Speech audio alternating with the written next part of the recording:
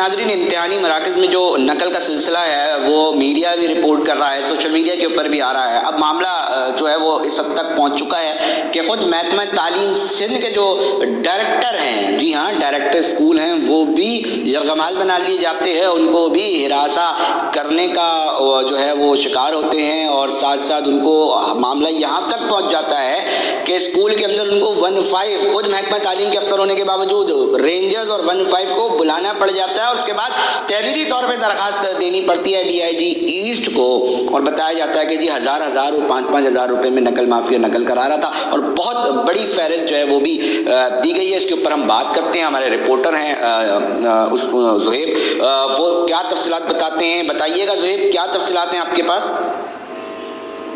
جی دیکھیں علی رضا, یہ جو معاملہ آپ کہہ رہے ہیں یہ ہے ڈائریکٹر سیکنڈری کراچی ریجن, ان کا نام ہے یار محمد بلادی.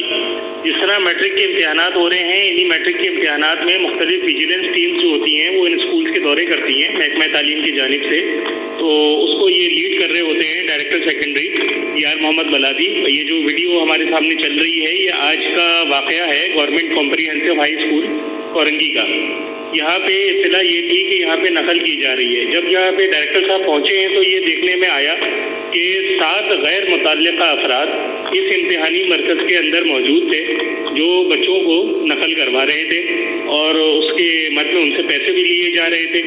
جب ان سے استفسار کیا گیا کہ آپ لوگ کون ہیں, یہاں پہ کیا کر رہے ہیں, تو یہ کوئی جواب نہیں دے سکے اس بات کا.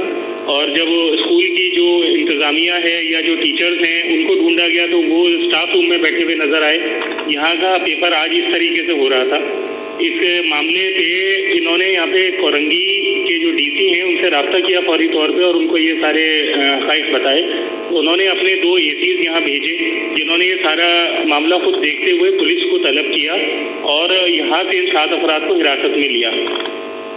اور ایک چیز اور میں آپ کو بتا دوں, ایک معاملہ کچھ دن پہلے یار محمد بلادی کے ساتھ ایک دوسرے سینٹر میں پیش آیا تھا, جو ویڈیو بھی آپ مجھ سے پہلے یہ جو چل رہی ہے اس وقت موجود ہے. اس سینٹر میں جب یہ پہنچے ہیں اور جا کے معلوم کیا کہ یہاں پہ سینٹر سپرنٹینڈنٹ کون ہے, وہاں پہ کوئی موجود نہیں تھا. یہ 2 افراد موجود تھے.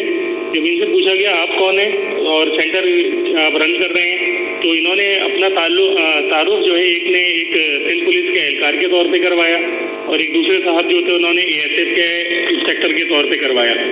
اب جب ان سے پوچھا آپ کون ہیں اور اسکول میں کر کیا رہے ہیں, تو کافی دیر کے بعد انہوں نے یہ بتایا کہ اسکول کے جو سینٹر سپرنٹینڈنٹ بنے ہوئے ہیں میں اس کا بھائی ہوں, وہ موجود نہیں ہے.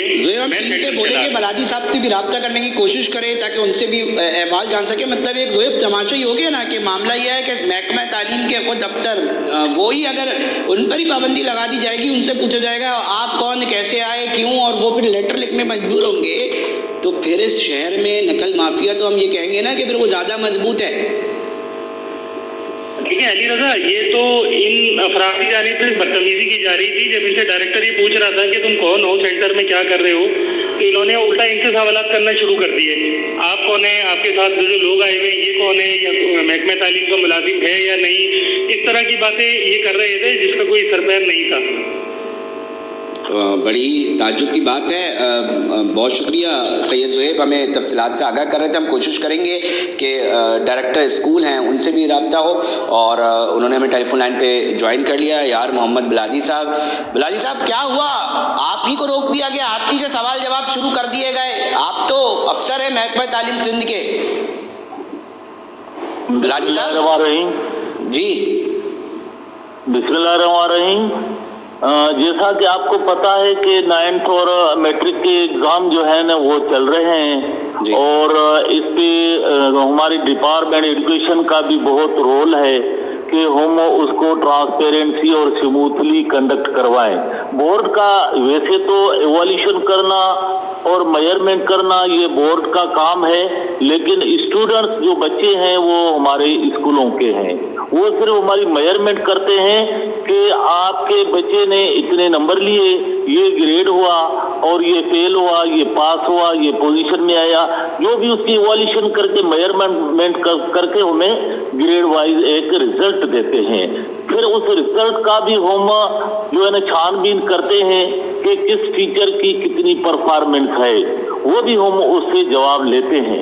ये पूरा हमारा एक प्रोसेस है। सर आपने डीआईजी ईस्ट को खत लिख दिया तहरीरी तौर पे, क्या हुआ था? आपको रोका क्यों गया था? क्या खता कर दी थी आपने? हाँ, जैसे ही मैं, स्कूल है government boys secondary school KTS 10 Korangi में, तो वहाँ जैसे ही पहुंचा तो अंदर दो बंदे थे, दो जो क्लासरूम में अंदर जो है ना वो चल रहे थे, आ रहे थे, जा रहे थे।